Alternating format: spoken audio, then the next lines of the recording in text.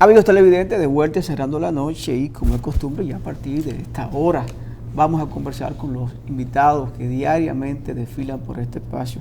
Y en la noche de hoy vamos a conversar con un invitado especial, un hombre con mucha experiencia de Estado, economista, dirigente político, con quien vamos a pasar balance y escuchar sus opiniones, sobre todo sobre la realidad política y económica que vive la República Dominicana, pero más la parte económica, ya finalizando este año 2021. Y vamos a dar la buena noche a don Guarocuya Félix, director o secretario de Asuntos Económicos del Partido de la Liberación Dominicana, con quien estamos esta noche aquí. Muchísimas gracias a ustedes por permitirme estar nuevamente. Es verdad que hacía muchos días que no venía. Sí, así es. Casi hasta me pierdo en el parqueo. Alguien los rescató. Alguien me rescató. Así. Guarocuya, Giovanni decía que tienes experiencia de Estado, y es cierto, por la cantidad de puestos importantes que has ocupado en la administración pública. Sin embargo, yo quiero que a partir de esa experiencia, República Dominicana tiene un ciclo de crecimiento sistemático que le ha permitido flotar la macroeconomía, que ha permitido la generación de importantes riquezas en el país, donde, como casi en todos nuestros países, un porcentaje muy mínimo de la sociedad, que a veces no alcanza el 1%, a veces se cuentan por familias, los que son mayormente beneficiados de la acumulación de la riqueza que genera el país. Yo quiero saber cuál es el principal desafío que tiene la República Dominicana para lograr que su modelo económico sea mucho más justo e inclusivo y que el crecimiento pueda impactar a una mayor cantidad de dominicanos y dominicanas. Fíjate, yo creo que tú has planteado el tema fundamental para cualquier economista, no solo aquel que ejerza de economista en República Dominicana, sino en cualquier país del mundo. Yo te diría que es una de las preocupaciones que hemos tenido los seres humanos desde siempre. Tú has planteado el tema del crecimiento y es verdad que República Dominicana ha crecido de manera sistemática. Como todos los países tenemos baches, producto de, los economistas le llaman choques aleatorios, digamos que son circunstancias que no vienen determinadas por la propia economía, a veces sí, otras no. Una que vino determinada, por ejemplo, por la propia economía fue la crisis de Baninter. Otra que no viene determinada por la propia economía es cuando hay un incremento significativo de los precios del petróleo a nivel internacional, o el tema de la pandemia. Eso es lo que se llama choques aleatorios, lo que tú no puedes prever, pero que te impacta negativa o positivamente una economía. Pues República Dominicana, a pesar de esos choques aleatorios, ha mantenido una senda de crecimiento de largo plazo.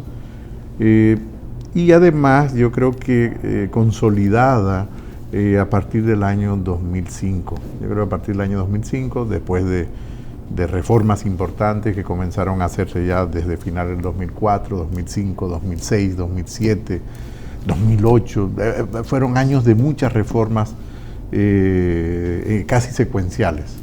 Esas reformas lo que han hecho es que la economía sea cada vez más resiliente, afortunadamente. Eso lo vimos y lo estamos viendo con la propia pandemia. Ahora, esa preocupación que tú planteas es la preocupación central de la economía. ¿Cómo distribuir mejor la riqueza que generamos los seres humanos? Y yo te diría que la principal preocupación y el principal reto de política económica es ese. En República Dominicana, sin ninguna duda, somos un país que crece, pero que distribuye muy mal su riqueza. Es verdad que hemos mejorado, pero la velocidad de mejora no se corresponde ni con la velocidad del crecimiento, ni con la velocidad de acumulación de riqueza, y tú lo has dicho, en algunos casos puede terminar casi con nombres y apellidos donde esté esa acumulación. Yo te diría que ese es el principal reto que tiene la economía y la sociedad dominicana, cómo distribuir mejor la riqueza que genera la propia economía. Hasta el 2019 República Dominicana comenzaba a ser la 9ª economía de América. Es decir, ya no somos una economía tan pequeñita, comenzamos a ser una economía que tiene un significado en la región y sobre todo en el contexto de Centroamérica y el Caribe, en el Gran Caribe, ¿no? Pero tomando en cuenta toda la región, es una economía ya importante, pero sin ninguna duda ese es el reto. Y dentro de ese reto, Guarocuya, nuestros políticos pueden entender que el Estado fundamentalmente lo dirigen los políticos. O son los ciudadanos privilegiados, que los demás ciudadanos depositan la confianza en ellos para administrar la cosa pública. Y una de las funciones fundamentales del Estado es justamente eso, lograr superar los niveles de exclusión social y lograr... No siempre fue así. Bueno, hoy día... No siempre fue así. Y yo te diría que eso se ha incorporado no solo en el discurso económico, sino en la visión social y del mundo después de la Segunda Guerra Mundial, afortunadamente. Y es verdad que ya hace muchos años después de la Segunda Guerra Mundial, pero cuando lo vemos un poco más lejos, no siempre al Estado se le dio la función de redistribución de la riqueza. Al Estado se le daban funciones muy simples, muy básicas, pero en la medida en que las propias sociedades fueron creciendo y que los seres humanos fueron reclamando nuevas conquistas, yo creo que los partidos socialistas jugaron un papel importante. Claro. En el siglo XIX. Antes de los socialistas, los diferentes grupos que posteriormente pasarían a ser sindicatos, cuando surge el capitalismo comenzaron los individuos a agruparse y a exigir mejoras de las condiciones de vida. Luego te decía, los partidos socialistas, pero también los partidos demócratas cristianos, que sobre todo los europeos, que no dieron por dada determinadas condiciones que generaba el propio capitalismo, la propia organización de la economía. Y afortunadamente hoy en día, eso que tú planteas, yo creo que esa es una conquista de la humanidad. De la humanidad en sentido general. Que el Estado asuma obligaciones con los ciudadanos. Y además entiendo que debemos de preservar esa conquista e incluso ampliarla. En el sentido de que si algo nos enseñan las crisis que son recurrentes, es que el capitalismo por sí solo, la forma de organización económica por sí solo, no mejora la distribución de la riqueza. Eso requiere que alguien le dé una ayudita. Esa mano invisible que decía Adam Smith, no solamente es para que funcione adecuadamente la formación de precios, sino que tendríamos que ampliarla para que esa mano sea mucho más visible desde el punto de vista del reparto de la riqueza. Yo creo que es un tema fundamental. Hay economistas que recientemente han puesto el dedo sobre la llaga de manera muy clara, ¿no? Con estudios muy sensatos y además reconocidos por el mundo académico, pero también por el mundo social, como Tomás Piketty, por ejemplo, cuando hace los análisis sobre tanto la distribución del ingreso y luego su último libro sobre un análisis de la distribución del poder político. Entonces creo que sí sigue siendo un tema importante.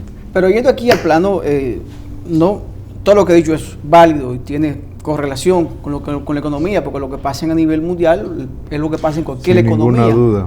Pero yendo aquí al plano, estamos hablando de que pospandemia, o todavía tenemos la pandemia. Escucho al ministro de Industria y Comercio, el licenciado Víctor Bisonó, decir que la zona franca ha sido el gran héroe, y que escuché al ministro de Trabajo, el señor Miguel de Can, decir que ya prácticamente hemos recuperado todos los trabajos, o todos los empleos, todos los puestos perdidos de antes de la pandemia. ¿Cómo va ese crecimiento? ¿Cómo va ese acomodamiento de la economía después de una debilidad de una pandemia? ¿O todavía la tenemos? Bueno, me gustaría matizar las afirmaciones tan tajantes, ¿no? Yo soy un poco... Yo soy optimista pero moderado, es decir, en el sentido de que siempre es bueno como dimensionar adecuadamente ese tipo de afirmaciones.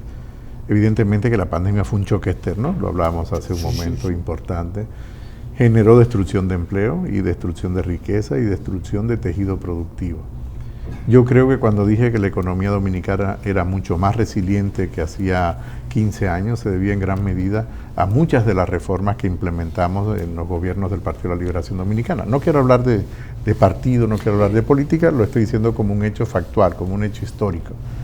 Y eso hizo la economía mucho más resiliente. Y cuando hablo de los gobiernos del Partido de la Liberación Dominicana, todavía para ser más factual, me refiero a los gobiernos del presidente Leonel Fernández, me refiero a los gobiernos del presidente Danilo Medina, para no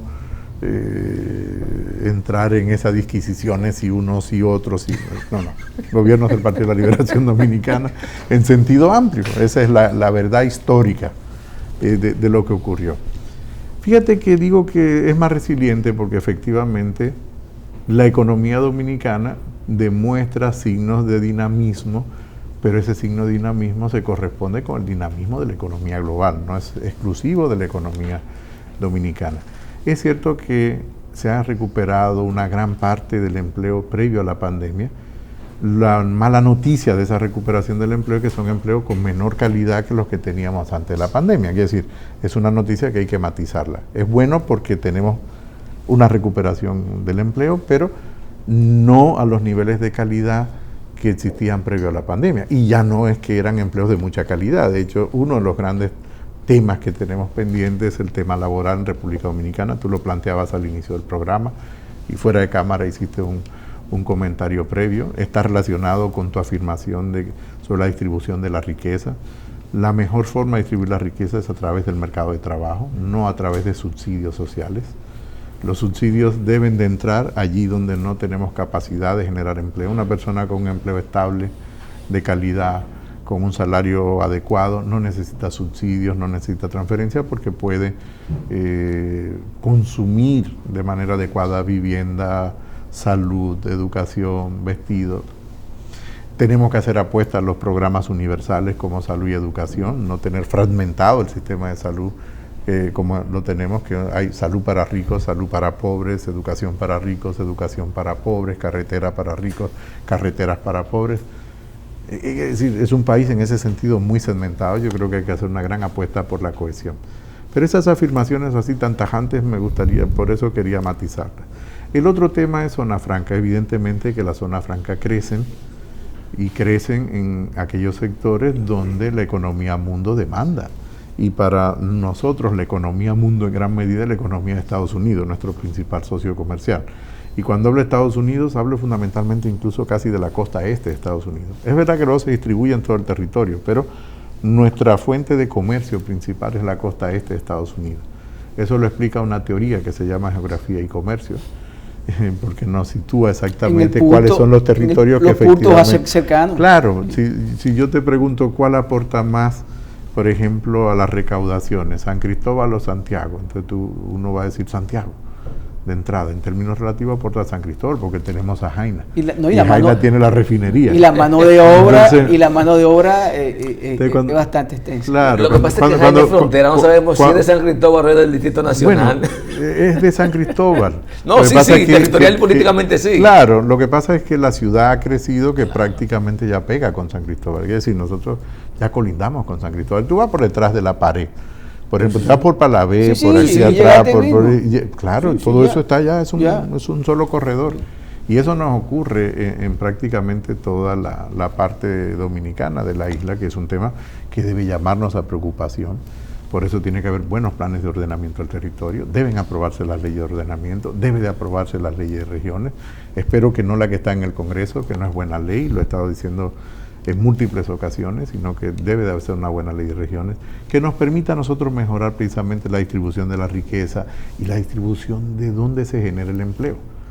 Porque cuando tú miras dónde se genera el empleo, tú te das cuenta que se genera en un corredor que va prácticamente, es intermitente. Tú lo tienes en la provincia de Altagracia, Higüey, Bávaro, Punta Cana, o Higüey, Punta Cana, Bávaro, tienes más o menos una línea discontinua. Luego se rompe, generas empleo entonces entre Boca Chica hasta Navarrete, más o menos, toda esa línea. Y luego en la zona norte tienes otra línea que te genera un poco de empleo, que va a Cabarete, un poco Samaná, está relacionado con el turismo. Y el Cibao Central, ¿no? Que ya lo mencioné, que llega hasta Navarrete. El resto del país prácticamente es como si no existiese.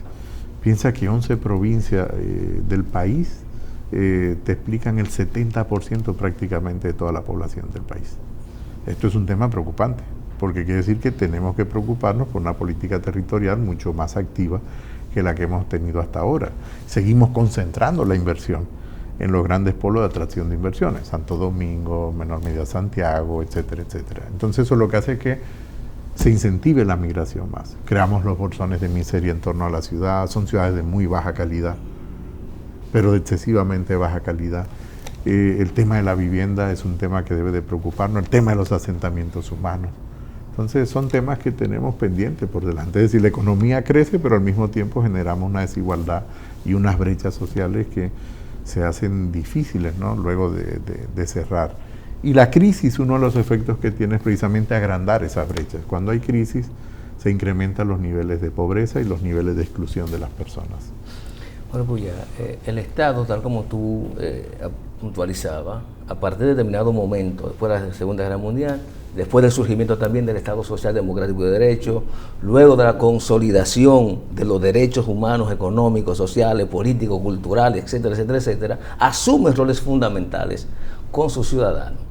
Sin embargo, dentro de la lógica de los modelos... Digamos que los ciudadanos le otorgamos roles fundamentales al Estado. A la como inversa. Organización fundamental. Exacto, pero a la inversa. Los ciudadanos le otorgamos. No, el Estado no nos los da. No. Nosotros le otorgamos al Estado. Esos son, como decíamos ahorita, que son conquistas sociales. Así es. El Estado, a partir de esa conquista, entonces, tiene responsabilidad de garantizar la seguridad ciudadana.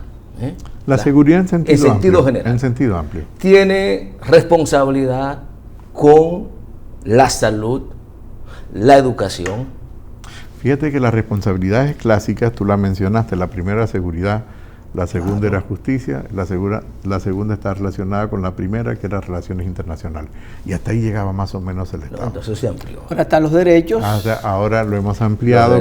Hasta los derechos económicos y sociales. Claro. Entonces, dentro de la ola neoliberal, se quiere negar hasta cierto punto la capacidad y el compromiso que tiene el Estado con estos derechos fundamentales. Al punto... Pero tú sabes que son ideas pendulares. Vamos de un lado a otro, es como un péndulo, claro que ¿no? sí. En la medida en que las crisis no generan esos péndulos. Yo creo que tanto la crisis del 2007-2008 como que le llamamos la gran recesión, para separarla de la Gran Depresión, porque no llegó a los niveles de la Gran Depresión. Hay lecciones aprendidas por parte de los hacedores de política y por parte de los que dirigen los estados. Yo creo que tanto la crisis del 2007-2008 como esta pandemia del 2020-2021, que todavía no acabamos de vislumbrar la salida, lo que ha hecho es revalorizar la función del Estado. Pero parece que no aprendemos, por lo menos yo digo en el plano local. Y quería preguntarte, antes de meterlo en ese aspecto, ¿es posible que el Estado cumpla con sus obligaciones solo a partir de la visión de un Estado regulador y colector de impuestos? ¿Un Estado sin capacidad de generar riqueza puede enfrentar las obligaciones sociales que tiene? Sí, fíjate, lo que ¿Puede? pasa es que yo creo que sí, ¿Puede? porque el Estado directamente no debe generar la riqueza. Yo creo en este caso que esa es una función del sector privado. El Estado debe entrar allí donde el sector privado no entra. Y tiene que participar en algunas actividades económicas con el sector privado por la propia naturaleza de esa actividad. Antes se le llamaba sectores estratégicos. Hoy en día se utiliza otras denominaciones, pero fíjate que el Estado, mientras menos productor de bienes y servicios, mejor. Salvo aquellos que son universales, por ejemplo, como educación, servicios de salud, servicios de cuidado de la infancia, servicios de cuidado a la tercera edad, que son a los ancianos, servicios para vincular en el mercado las personas que buscan un empleo y las empresas que lo ofrecen. Eso es lo que se llama un sistema de intermediación laboral que debería ser público, gratuito y universal. No lo tenemos en República Dominicana. Y hoy en día eso es una plataforma. Es una plataforma electrónica, no es nada complicado. Eso nos llevaría a nosotros a políticas activas de empleo. En el caso de lo que es transporte, electricidad... Debería... ser socio. Claro, ser socio estratégico. En tema de transporte, ¿por qué? Porque hay rutas que nunca van a ser rentables para el sector privado, pero que sí son socialmente rentables. Claro. Y por lo tanto tenemos que tener una participación del sector público para poder dar ese tipo de servicio a un conjunto de personas que de otra manera no lo tendrían, porque el sector privado no va a hacer la inversión por el riesgo que conlleva. Sería incosteable. Sería incosteable. Entonces, cuando hablamos del Estado, hablamos del conjunto de la sociedad que decide, a través de quienes gobiernan, de subsidiar una determinada actividad. Ahora, mientras menos subsidios nosotros tengamos, salvo aquellas actividades donde el sector privado no puede entrar por su propia naturaleza, porque no va a ser rentable, yo creo que hasta ahí debería llegar el Estado. Así como nosotros hablamos los economistas de fallos del mercado, también hay fallos del Estado. El Estado falla en dimensiones más o menos similares a los fallos del mercado. Por lo tanto, debe ser una buena complementariedad la que deberíamos de tener entre el Estado y el mercado. Yo el Estado produciendo servicios me da mucho miedo, salvo aquellos servicios universales y además que pueden compatibilizarse con sector privado. Posiblemente no sea servicios per se, pero tú hablaste también de la posibilidad del Estado asociarse en determinadas áreas. Claro. Y lo que hemos visto en República Dominicana es que el Estado no es socio. El Estado delega totalmente. Por ejemplo, en la explotación minera, ¿somos socios? No somos socios. No, a ver, vamos por partes. No, a ver, el Estado no tiene por qué ser socio de la explotación. ¿Y quién dice minera? Que no? No. Pero dame una razón científica. No debería de ser. De hecho, mira qué coincidencia. Hoy en la mañana he estado discutiendo esto en el Centro Juan Montalvo sobre política fiscal y minería. Sí. Fíjate que el tema de la actividad minera es una actividad bastante controversial a nivel global. Pero la actividad minera ha estado presente desde que los seres humanos comenzamos a realizar algún tipo de actividad económica. Incluso fue de las primeras actividades para crear herramientas que nos permitiesen a nosotros poder sobrevivir en condiciones adversas en el planeta. Y crear... porque era mucho más fácil de manejar, porque más dócil el fuego. Entonces la actividad minera siempre ha estado presente. El Estado sí tiene que tener una regulación muy fuerte sobre la actividad minera. Y sí tiene que tener requisitos muy fuertes para el tema de remediación ambiental, porque la actividad minera, como cualquier otra actividad económica, genera externalidades negativas. También tiene las externalidades positivas, que son los ingresos y los beneficios que generan dichos minerales en la vida moderna. Pero el Estado directamente no tiene por qué intervenir en la producción directa. El Estado no tiene que gestionarlo. ¿Qué es lo que tiene que hacer el Estado? Lo que nosotros hacemos ahora, extracción de renta. ¿Y cómo tú extraes la renta? Extraes la renta a través de los impuestos. Entonces, salvo que tú tengas algún tipo de vehículo, que sí es posible tenerlo, donde el Estado indirectamente o directamente intervenga porque el sector privado no tiene el músculo suficiente para intervenir, claro, ahí yo te justifico la participación del Estado.